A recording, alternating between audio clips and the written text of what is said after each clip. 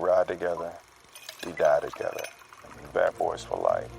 Get busy living or get busy dying. Gang first, last.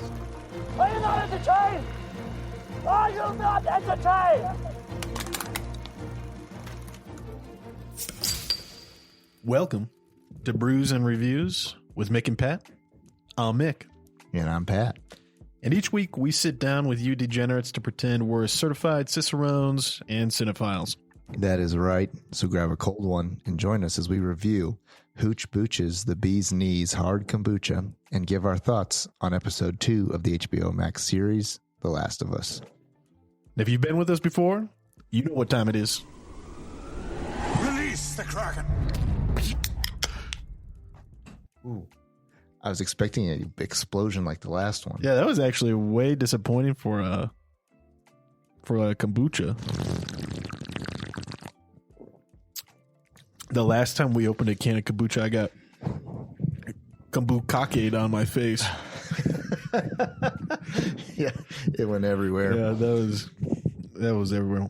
Okay, I really thought it would sizzle. I don't think this is carbonated. It's a little bit, but not like those last ones. Are you sure? I genuinely believe that this actually isn't carbonated. I'm gonna swish it in my mouth. Well, hold on, man. We got to say the thing. Get a little bit in your mouth, swish it around, push it through your teeth. That wasn't a taste test. That was just a carbonation test. If it was carbonated, it's not really anymore. So give us some background here on Boochcraft while I try to decide if I bought stale kombucha. Yeah, so Boochcraft was our last group, but these guys sorry, that's all right. Booch. This is Hooch Booch. So, Urban Dictionary refers to a booch as the combination of both balls and gooch. So, there's that, but also is a slang term for kombucha tea. Who knew? Yeah, I feel like Hooch Booch is risky marketing. Like I everything in me wants to just call it Cooch Booch. Yeah. Or Hooch Cooch, because Hooch, like a hoochie mama. Like a hoochie coochie. Yeah, those are all references to either, prostitutes or the vagina itself. Yep. Lots of wordplay here that we need to avoid. I like it. But these guys are out of Denver. On the can here, we got this one that we're having is the Bee's Knees. It's a honey lemon hard kombucha, and this is 8.5 by alcoholic volume. In the back of the can here, it says this handcrafted flavor is inspired by the famous cocktail from the booziest decade of the 20th century. With notes of sweet honey and zesty lemon. It's a combination of that dangerously good. Dangerously good what? It was a Bee's Knees, a drink from then? I wonder if, so it says 2020 on the can. Right. And I wonder if she's discussing the booziest decade of the 20th century. Right. Well, that's got to be 1920s. Then. Yeah. But that's what I'm wondering. I thought they were going to name like the booziest drink of the 20th century. Hey, what's that guy's name? Kyle, look that shit up, okay? Craig, the intern. It doesn't matter. Craig, Pat, keep on going while we wait for Craig to get us a report on this. So it says, enjoy simply as is, or dare to go harder. Add your favorite gin to create a timeless libation. I don't know, that 8.5% kind of gets you where you need to go pretty quick there. It says brewed and canned by Rocky Mountain Cultures. Interesting. Ingredients in this guy: water, organic black tea, organic green tea, June kombucha culture, cane sugar, honey, lemon juice, yeast, and brewed in Colorado. Like I said, out of Denver, Colorado. And the company was started in 2020 by Anna Zespa. During the COVID pandemic, she lost her job and decided she was going to start a hard kombucha company. Real go-getter. Yeah. So the respect. She felt that the 2020 lockdowns kind of resembled some of the maybe rules or restrictions of prohibition in the 20s. And so Hooch Booch was formed. Hooch being what they used to refer to that good old Mountain Dew as. I like that. Yeah. That's pretty cool. Craig did just pass me a piece of paper here.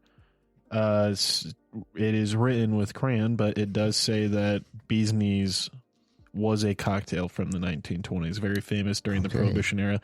It was made with gin, lemon juice, and honey. Okay.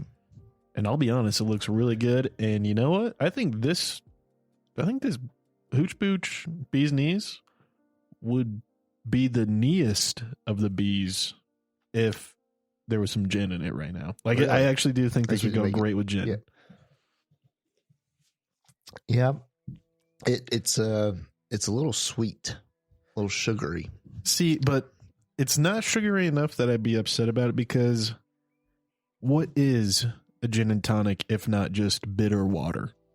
Right. You know, you get lemon, lime, gin, and tonic water, and that just tastes like a little bit of a citrusy. It tastes like a really flat Sprite. That's what I'm saying. Maybe you need a little gin in this to kind of cut the sweetness down that is in there. Okay, I thought you were protesting to the sweetness in gin. No. Like this drink's a little on the sweet side. It's kind of crazy because I think 2 for 2 right now.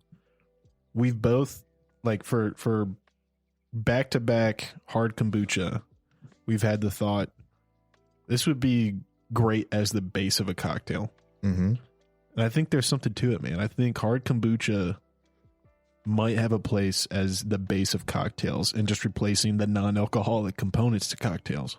Especially if you don't know how to mix drinks, then all you got to do is pour 2 things in a glass with some ice.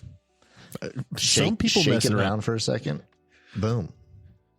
Easy. Yeah. Well, what's all in this? Because I mean, I got the Prohibition era recipe here for Bee's Knees. It really is that simple. Just gin, lemon juice, and honey. What's all kind of in the can here? Yeah. So we've got water, got some green tea, black tea, some kombucha culture, sugar, and then honey, lemon juice, and yeast. So pretty close. Awesome to that on the original drink. They've got they want you to know that it is a probiotic. I kind of thought I'd taste more lemon. Like, I did pick this one out because I thought it would be a little bit more lemony. What was the one? Anna, what's her name? Anna Zespa. Anna, take notes. Big fans over here so far, but I would like a little bit more citrusy, a little bit more lemon, a little bit more zingy. Well, let's kind of give it our first, kind of thoughts and stuff. I'm going to say I do like it, but the fact that it's flat out of the can really catches me off guard. Mm-hmm. Now, the fact that it's flat and it is made with the idea of being able to be mixed with gin makes sense. Mm-hmm. However, it kind of doesn't, because a lot of tonic water is carbonated. Right. You know what I mean? So I'm kind of like, I kind of want to dock a point off for it being like this flat taste almost. I don't know, man. Like, personally, it tastes good, but it almost just tastes like a flat Arnold Palmer, like less fresh Arnold Palmer. Yeah. What year is it? We're in 2023, right? Yeah, we are. Yeah. All right. So mine, beneath the can here, it's stamped Cat's Pajamas, April 22. Same. Yeah. Okay. So that's cool that they stamp it Cat's Pajamas. Yeah, that's badass as hell. But do you think that's when it was made, or is that when it was supposed to be drank by? No, that's definitely when it's made. Canned. All right. Yeah. That's what's on the bottom of, like, the canning date is what's on the bottom of all the New Belgium cans too. Okay. So then the I don't know how long beer is supposed to sit in a can for. I don't think it's supposed to sit for almost a year. Right, so I'm just thinking like We might have. Hey, Anna, send us some fresh stuff off the line if you want to mind, so that way we compare it, because that'd be great. Because I think we might have gone a flat one, and maybe that's on me, But this was at the front of the shelf at the liquor store. Big one? Yeah, at the big liquor store, dude. Of the 3 liquor stores in our small, remote Colorado town. All right, this Shiner can says February 5th, 2025. So I don't know. They might be on a different game over there. That's Shiner. Yeah, so I don't know what they're doing. But either way, whether it was canned on or used by April 22nd. Yeah. So I guess I don't know if we can dock them, because we might be drinking an old, You're right. old kombucha, You're which right. also is like, what are we putting in our belly? This isn't a live thing. Yeah, this thing is, the reason it's flat is because the culture consumed everything else, and there's just no more carbonation. Well, drinking this is because it's alive, but I'm kind of. What's gonna happen? We're gonna have to wear a diaper tomorrow. Probably. I kind of already feel a little poopy. Oh my gosh. Anyways, alcohol content 8.5% with, unfortunately, white girls. You're not gonna like it. 220 calories. So this is not a white girl summer beer. Yeah, how much? That's a good little helping there. Yeah, dude. No way, you'd have such a headache if you drank like 4 of these. Oh, The sugar alone. Yeah. Yep. It says there's only 6 grams of sugars in here, but I don't know. It's pretty sweet. But is there honey in here too? Yeah. Yeah. Sorry. No, we read the ingredients 3 times, but all right. What do you think about it? So I'm going to get another sip, but I'll tell you right now, first sip really caught me off guard, probably because it's flat. Second sip, liked it. Swishing it through my teeth, I just honestly thought I was drinking an Arnold Palmer. It really gave me Arnold Palmer vibes, Yeah. Yeah. I don't like it. A lot? You don't like it a lot? Well, or I think I can't tell. Like holiday ale bad? Well, because of I can't tell. I wish I had a fresh can here. It's kind of medicine-y. Yeah, that's exactly. It tastes like I'm drinking medicine. It's like so they probably nailed it right on the spot. Like, this is probably exactly what cocktails from the 1920s tasted like. Like medicine? Yeah, just like medicine, like old medicine out of a brown glass. Cough syrup on a spoon. Yeah, oh, Mary man. Poppins status. Like, it tastes like you're drinking medicine. And so I feel like I can't give it a fair shake because I think we got an old one. But now, what if everything we reviewed, they're like, oh no, you must have had an old can. I know, right? We can't do that. We can't let them off. So that's what we got. Maybe we got to start looking. Maybe I need to do part of our routine as we see when it was just when was it brewed? Because this one was brewed like almost a year ago. Craig, look up how good kombucha lasts for. Yeah, is it okay to drink year-old kombucha? Because I think that we could be. I'm gonna have to call in sick tomorrow, and I'm my own boss. Yeah. So I don't know how that phone call goes, but it might have to happen. If it's I don't know. Yeah, I need to have a fresh one to give you the real deal, but I'm going to judge this can for what it is. And I just don't like it. So a lot of people say kombucha has in of itself a 12-month shelf life. So this should still be good. Okay. Good, so we don't have to panic. We don't have to go pull the trigger. Thank you, Craig. Well, all right. I think that's about really as much. I'll say this. It's medicine-y, man. Yeah, it's medicine-y, dude. I definitely don't know. We got some Shiner box still. It just came out my nose. Oh, it burns. Oh my goodness. Let's see. The first taste you get when you sip this is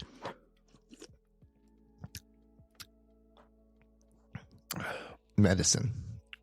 That's all I can think of now. Yeah, dude. That honey, the more I think about that it, honey lemon. it honestly tastes like Oh man, it tastes like someone took like an emergency and just poured it into a bottle of NyQuil or Dayquil. You know what I mean? It is just like a thick syrupy. Yep. Okay, all right. I don't want to be roasting Hooch Booch too hard because we've had worse beer, way worse beer. But I'm gonna give the bee's knees right now. If hard kombucha is really supposed to have a good shelf life of a year, and this was stamped a year ago. Now let's assume that's not the expiration date. It still has. It sells 3 months. Yeah, it still has 3 months, so it should still be good. It was refrigerated, so Allegedly. Yeah, I mean it was when I was there. Right. I picked it up. Man, I feel bad, dog, but I'm just gonna say it's gonna get a thumb down for me. Yeah. This hard kombucha, especially compared to last week's flying colors of it was good. Boochcraft, dude. Boochcraft was so good that you and I both went out and bought another 12-pack. I was excited to have this just now. Or 8-pack. What? Yeah. Whatever it was. Yeah, I was really looking forward to it too. And I really want to hope that, like, I hope somehow it gets to Hooch Booch and they're like, no, guys, let's write this wrong. We'll send you a fresh can, because I just want to believe. But you know what? Just like beer, they can't all be bangers. You know what I mean? Yep. And I think, we're kind of entering into a series where hard kombucha might be the thing for the next couple. Well, yeah, spoiler alert. We're going to eat our own words now because we said we weren't going to do this, but the show's just so good that I was like, hey, Pat, we should do this every episode. We should do a review every week. Yeah. So I think that Hooch Booch might get a sequel, get a callback. Yeah. They might get another chance. So we'll see. Yeah. Down the line. There was another Hooch Booch. There was like another 3 different flavors of Hooch Booch that I kind of was going back and forth on. It says they have an old fashioned one right here. They do. And I honestly, with what I feel in my mouth right now, it's making me feel sick to think of whatever they'd made an old fashioned out of. But we might have to, for the sake of science, we might have to drink it.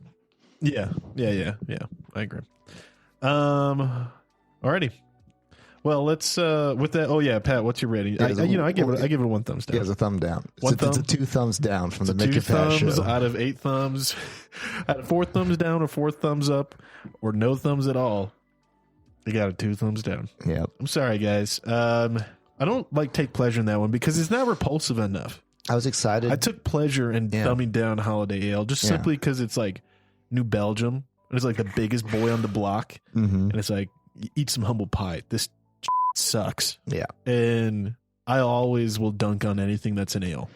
So and I'm just kind of sad that this wasn't that good, I was looking forward to it, and now we'll see. Someone out there, do us a favor, make a cocktail with it. Let us know if it tastes better mixed in with some gin. We're not a cocktail podcast, right? We're brews and reviews where we review what's in the can or what's in the bottle. It'd really have to be something special for us to step outside into like wine or cocktails. It'd have to be a very unique series or movie to make us do that. But all that said, let's transition over into episode 2 of The Last of Us. Now, spoiler alert, we're going to get into the actual details of the episode, our highlights, our favorite parts, what we thought.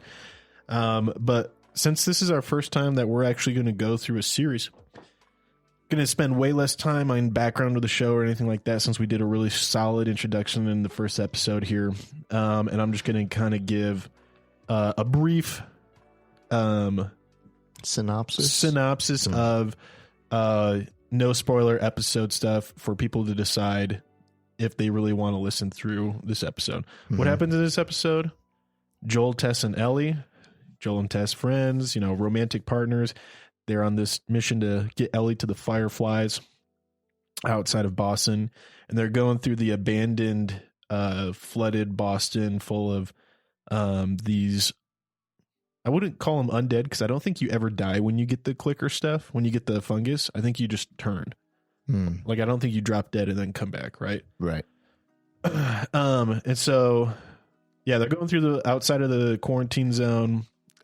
trying to get Ellie to this group of people, the Fireflies, to pass her along and then get a car from the Fireflies that Joel and Tess can travel away in. So that's kind of the biggest thing. They're going through different set pieces. It's pretty. They're kind of having side chat conversations. And there's some cool action with some cool mushroom zombies. Now, all that said, if you think, whatever, I don't care, stick around because we'll get into the spoilers of it. But I'll tell you this. I thought it was a banger. I thought it was brief. I thought it was I think it was only 40 minutes. Mm-hmm. So it was almost half of the time of the first episode. Mm-hmm. But I thought it was pretty good. I never felt like it dragged or rushed. I felt like it was a really appropriate time for this episode. And essentially there's really only 3 casts to talk about, since we didn't talk about Tess's character and actress last time. We'll just give her a little shout out. Anna Torv, great. She's awesome. If you haven't seen Mindhunter or Fringe, those are both really good, kind of horror thriller crime TV series. Fringe is going to scratch that X-Files itch that you might have. And Mindhunter is going to be the most darkest, twisted, truest story adaptation of how the FBI managed to figure out what serial killers are and start tracking them. She's great in both of them. And she's great in this, I think. I think she's really good. She doesn't oversell the tough lady act. What about you, Pat? What do you think? Smoke break? Smoke break. Hey, Ken, it's Mick, and I've got something important to talk about. We all hope we never find ourselves in a self-defense situation, but life's unpredictable. Enter the National Self-Protection Plan from Attorneys on Retainer, an actual credible law firm you can put on retainer for your self-defense needs. For just $35 a month, you get national coverage in all 50 states for criminal and civil legal representation in self-defense situations, complete with a 24/7, 365 toll-free emergency line. That's real legal support when you need it most. What's in the package? Bail bonds, scene cleanup, firearm replacement, even mental health counseling. Plus, 0 fees for a laundry list of defense-related costs like expert witnesses. So support the show and get yourself some peace of mind. Click the link in our show notes or visit our sponsors page to sign up for the National Self-Protection Plan from Attorneys on Retainer. Hey folks, Pat here. If you're like Mick and I, you're a fan of classic tales like Lonesome Dove, Blood Meridian, The Three-Body Problem, and Steinbeck's East of Eden. With Audible, you can dive into these epic stories anytime, anywhere. Sign up for a free month, and your first audiobook is on the house. To start your free trial and support our show, click the link in the show notes or swing by the sponsors page on our website. Want an awesome website for your podcast? Check out Podpage. We use it for the Mick and Pat show, and it's a game changer. Set it up in minutes, no coding needed. Support the show by using our link to get started. Your podcast deserves a home as great as ours. Podpage, the one-stop solution.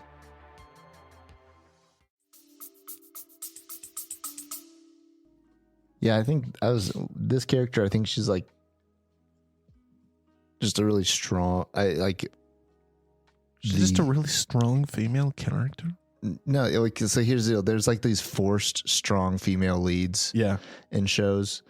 And that's not what this was. It was unforced.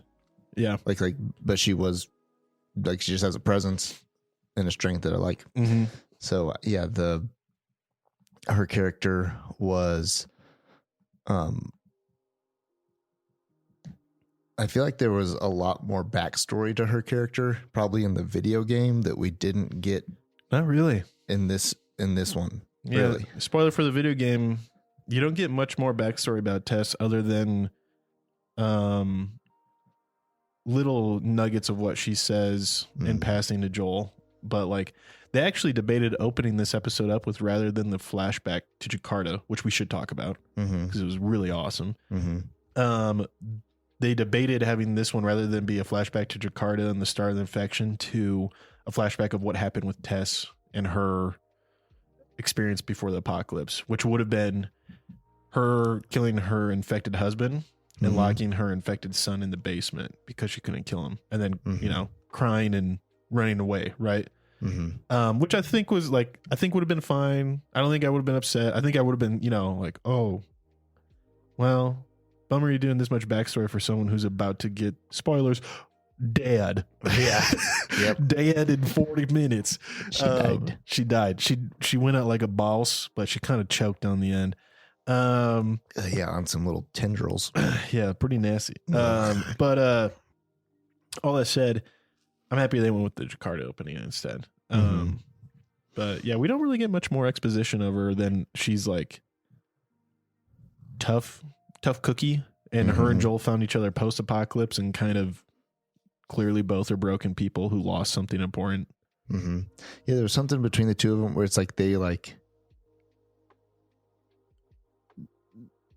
they were obviously like they'd become partners, but they weren't married. Like there was like they hadn't crossed the line into like it was definitely like fullness. They yeah. And like, there's some tension and there. Even like love each other. Oh, but yeah. It's like there was like, but there's like because business almost because they're in this new world. Yeah, it's like everything's business. Everyone might die. There's defense walls are up. Like yeah. And I think you see that really clearly at the end of the episode when like Joel realizes she's bit, and there's like no time for Tejas, I love you. I'm never gonna forget you. It's just like she's bit. We have to go. We can't waste time. And like he just turns and runs. Like no hugs, no kiss, final goodbye. Like he's not even gonna risk touching her. They don't touch. Yeah. From the time they figure out he's infected. Yeah.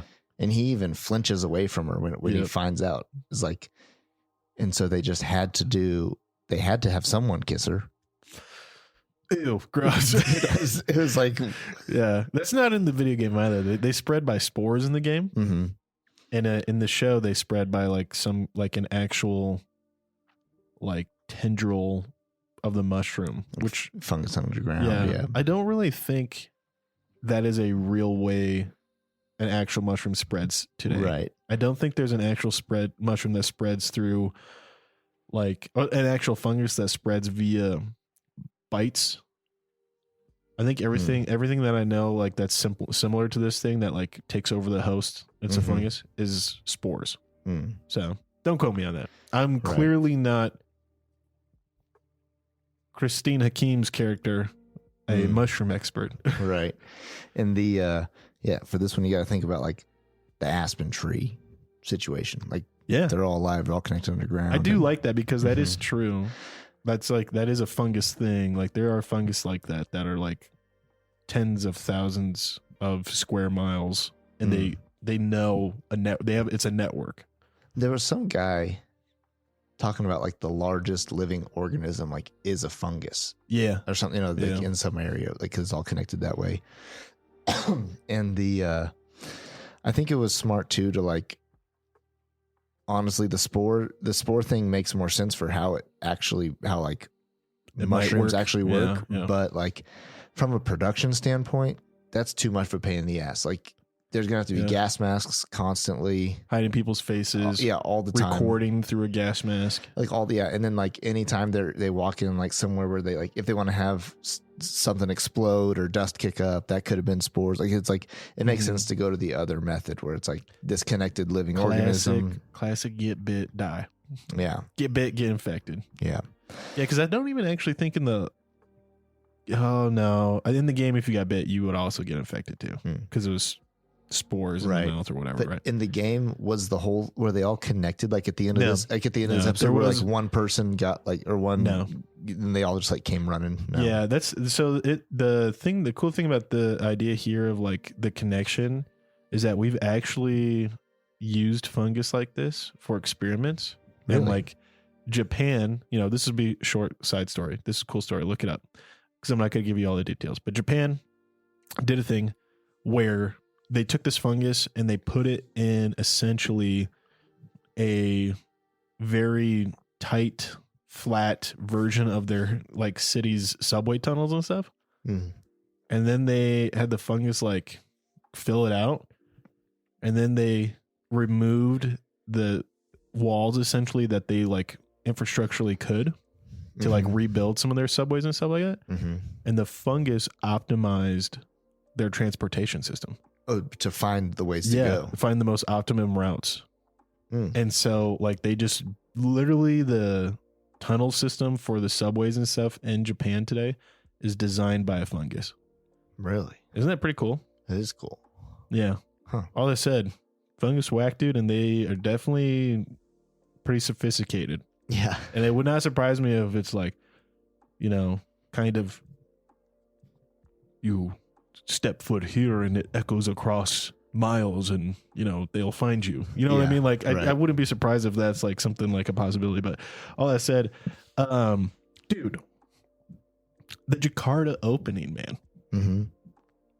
That was intense, dude. Like, that was so well acted. Mm-hmm. I think it was a little tiny movie in a movie. Yeah, like, but like we knew like, oh, okay, this is an expert. The expert's gonna be like, what are you doing? Like silly gooses. And then they're gonna show her and she's gonna be like, this is bad. But dude, like, I feel like so many times we see the zombie stuff and everyone's like, the military personnel are like, bomb it all. And the doctor's like, no, you can't. There's innocent people. Like, we can find a cure. We can find some other way. Like, you know, maybe the infection's not spreading that quick. But in this one, they went with a different one where, like, this doctor accepts that she's probably compromised. She's probably somehow carrying the pathogen already. And therefore, her guidance to the military. The military is hanging on every word she's saying, tell us what to do. How do we stop it? What is a antibody? What is a cure? Can you work on a vaccine? And she says, there is no vaccine. Bomb. Bomb the whole city. Close it down. Bomb everything. Bomb everyone. Don't let anyone leave. Give me a ride home so I could be with my family when you drop these bombs. And like, dude, that I was just like, that is a way to open episode 2, dude. That was so insane. Especially since they just hopped a 20-year gap, and you know, like in most shows, you'd have like the first episode would be like the inciting incident. Where like, okay, now everybody's infected. Episode 2 is like, we got to figure out how this happened. Yeah, the family and stuff. You know, like so we didn't get that. We go like straight 2 decades later, and then like they probably already worked all that stuff out. But so yeah, you got to go back in and color in where all this stuff came from. Yeah. Fun fact too, though, the idea is, you know, she talks like they talk about Ground Zero, being at a flour factory or flour mill. So morning of, Joel's daughter's trying to make him pancakes for his birthday. Oh yeah. Now they eat the pancakes. They never get done. No one has the pancakes. Then when she gets home from school, the couple wants her to come over and have some biscuits. Both of them pass on the biscuits. That night, Joel was supposed to bring home a cake. Joel forgot to stop and grab cake. So it was like several times that day where they almost ate stuff with like flour as a main ingredient in it. Yeah, so you glutards out there, you're onto something. You glutards are going to be all right, man. Yeah, my goodness. Yeah. I'd be dead. Yeah. I ate like a half a pizza before we started this. I had a lot of chicken Alfredo pasta before this. I'm so weak when it comes to carbs. Even if they said, listen, there's a chance there's a fungus in here that'll get you, I'd be like, give me the pizza. My stomach will kill it. Especially you, though, because you live in places that funguses love. I do. I hang out with fungus a lot. He's a fun guy. I'm a fun guy. Anyways.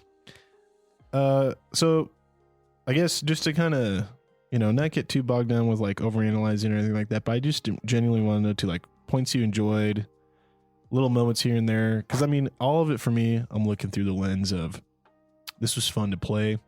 Oh, I see how they brought that in. They incorporate it. Like, I have a really big, you know, rose colored lenses for the nostalgia of the video game.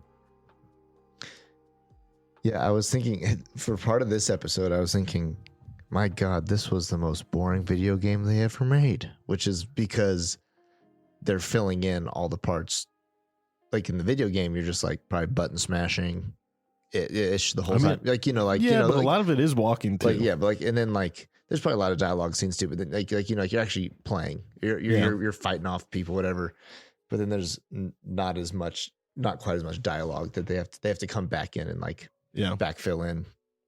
But I thought what was good about this one was they did slow the pacing down for the first 3/4 of this episode, where the first episode of this series, you know, it starts off, they they establish some stuff, then they just hit the ground running on just crazy planes crashing, full apocalypse, screaming, car chases, kids dying, like, you know, it's like this action packed. And then they took this chance to, like, they throttle it back, and the scene where the little fungus clickers come in for the first time happened. Like, the first time they actually encounter anything is like 3/4 through the whole episode. Yeah. And then for 10 seconds, they just build so much tension in one scene of just sitting there quietly before the silence, before the storm. And like the pacing was done really well in that. And then also the fact that, like, in those 10 seconds of waiting to see if they get attacked was scarier than watching the whole first episode. Yeah, it was pretty creepy. I think the part where they, like, I really appreciated just the direction was when the camera slowly pans in on Joel reloading the revolver. Yeah, maybe He's I trying missed to do it. it Did he empty his whole revolver into his hand. Yeah. Yeah. No. Oh yeah, he did. I guess because for whatever reason, I thought when I saw it, I thought I'd missed him shooting his gun for some reason, and I thought he had just, like, I thought he was pulling out some secret bullets, but I guess he dumped his gun and he freaking dropped his rifle. Yeah. Well, he didn't even, he maybe got like 2 shots off of that before they, like, grappled over it. Yeah. But yeah, so no, he's, like, quietly trying to reload that revolver, and as the camera pans in, it totally frames out the ability to see if the clicker's walking up to him. And then knowing, like, as it pans, the clicker is just waiting for the next sound, and, like, just that hesitation of, like, Joel's so focused on reloading quietly that, like, he doesn't realize it's right there. And then they take advantage of the fact that, like, he actually looks out and shines a flashlight on him. Yeah. On the clicker, but since they can't see, yeah, it's not, and then, like, pulls it in. It's like, usually if a light flashed on a monster, it's coming at you, but this was a chance to, like, light the monster and nothing happened. It was even scarier. Yeah, they were so well done too. Like, that was all practical. None of that was, like, CGI. I watched the behind the scenes of, like, the makeups and stuff. I was wondering about the set too. Like, it was hard to tell what was CGI, wasn't it? It was like, really. There's a couple times where I'm like, okay, that's green screen. But there was, like, most of the time I'm watching that and I was like, how the hell did they find that broken down courtyard? You know what I mean? Like, there's some huge set pieces. Yeah, the set pieces were big, and that's what caught my attention too in some of the production design. I was just like, you know, I don't know what the budget is for this, but at the same time, it's not a Marvel movie. You know, like, they're not, like, necessarily dropping that sort of money into it, I don't think. But yeah, I don't think so either. But some of these spots were. They were done so well and didn't look cheesy at all. Yeah. Yeah, it was really good. Props to Neil Druckmann. This was his first time actually directing anything. So he's the guy who wrote the games and directed the video games. This is his first time directing anything live action. So I had him direct this episode. Huh?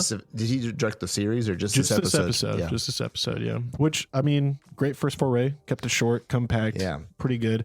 Do you feel like you saw anything in it that, like, made you think of the game more? Yeah. Like did you see his, like, flavor he filled in it, dude. He filled it up. So, like, some things that I thought were funny. These are pretty gamey. And, you know, if you want to hear more of these, look them up. The dialogue was gamey. The dialogue was a line for line out of the video game at some points. Like the first half was like, I was like, I feel like I'm watching a walkthrough. I can't remember exactly, but yeah, dude, there was like, there was quite a bit that was like right out of the video game, which is fine. Like, it's total homage. Like, Neil Druckmann knows people are watching this to watch an adaptation of the video game. Most people are probably. But I was laughing so hard and my wife didn't understand why. But the point where Tess has a sprained ankle and Joel's just wrapping tape around it, and it's just like, not like the kind of tape you need to support a sprain. It's just electrical tape. Yeah, that's just gonna cut off blood flow to your foot. It's gonna take a lot of electrical tape to get that thing braced up. Yeah, but here's the thing: is like, that's the exact animation and sound from the video game. Oh, really? Yeah, and like the med kits in the video game were all like just essentially tape Yeah. You know what I mean? So, but it was like so there were so many things that were just homage, right? Like Joel totally missing a headshot on his first shot on the clicker. Yeah. I was It's like, just a what the reference heck, to man? how hard it is to aim a gun in that game. And like everyone's missed that headshot when they had like, there's no enemy running at you yet. And you have the time to line it up and then you miss. There's several different things like that were all very, if you know, you know, and if you don't, you're like, oh, that okay. I guess that was realistic, right? Like whatever. But yeah. Speaking of that, I'll hop into these couple little trivia things that I thought were pretty cool. Already said live action debut of Neil Druckmann, which was cool. Sorry, live action directorial debut. The piano frog. I thought that was so cute, the way the frog was hopping on the piano keys in the flooded library. Do you remember that? I just thought it was funny. But apparently that was a fake frog, and they had a live seagull, and they were just trying over and over to get the seagull to eat this frog. But the seagull just actually flew off set. And so someone just had the idea to just make the frog look like it was hopping on the piano keys.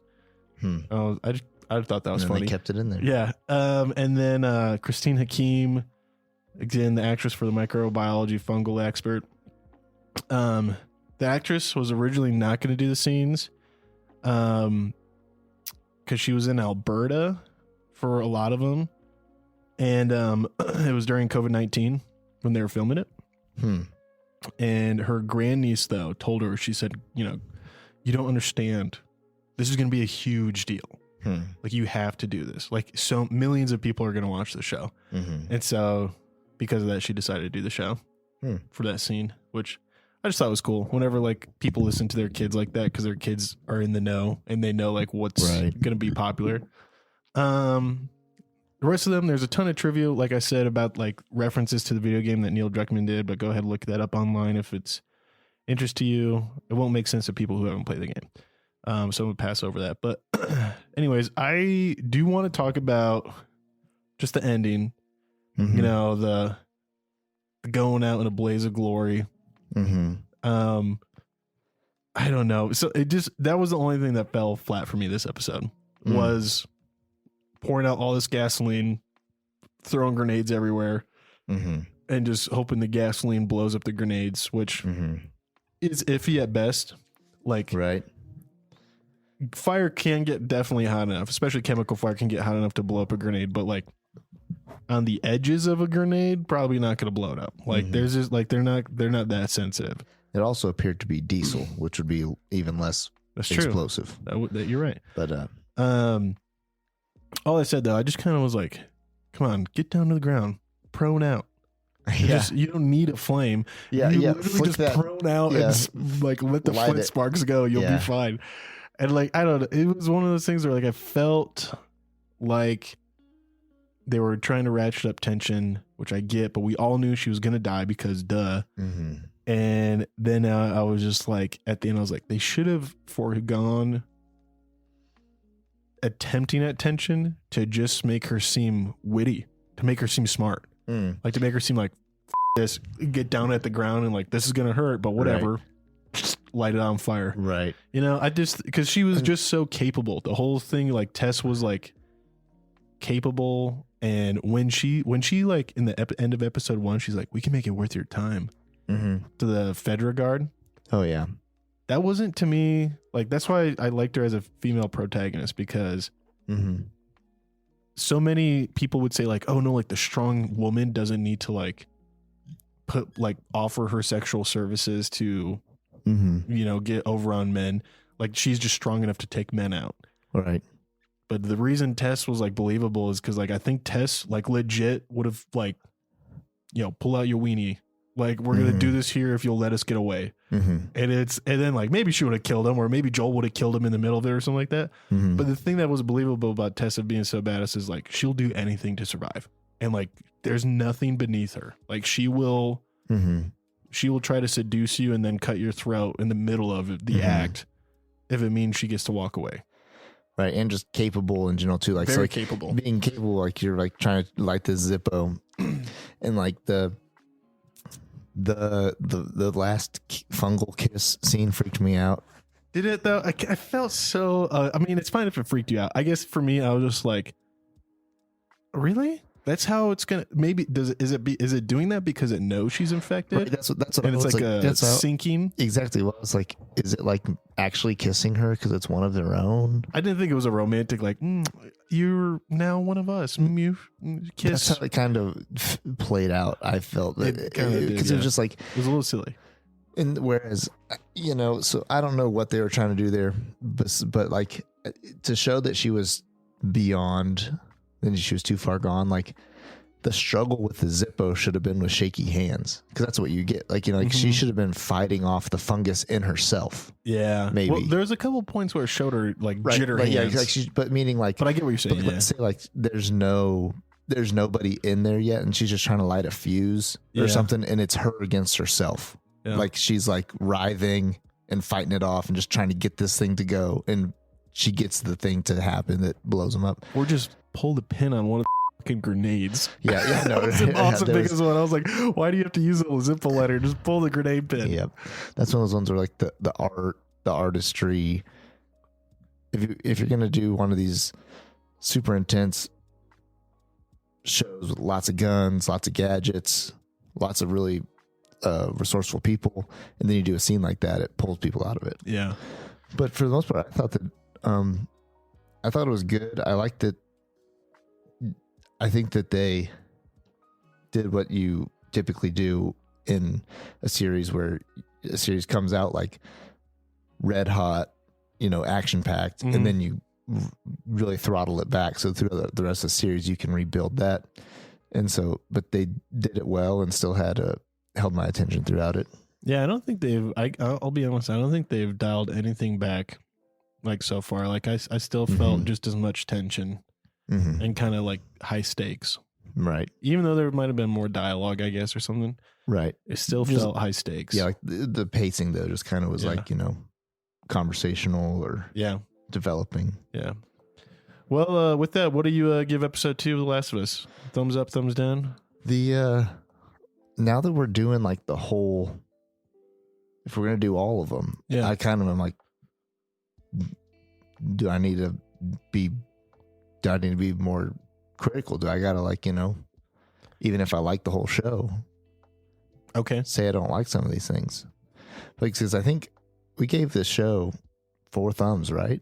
We both gave episode 1 2 thumbs up. Yeah. Yeah. Yeah. Like I'm giving this one. Everyone should try it. I'm giving this a 1 thumb up. I'll do that too. Yeah. I'll give this a thumb up. Like, this is great. Keep watching. I mean, it's totally fine if it's not everybody's cup of tea.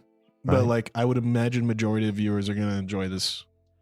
Probably not as much as a banger as episode 1, but it was still great. Right. I agree. Cool. Well, hey everybody, thanks for joining us. We'll be doing this again next week for episode 3, and we'll be catching up and doing episode 4 as well. So we'll get those both out. But thanks for joining us, and having a drink and sitting down for a chat. Until next time.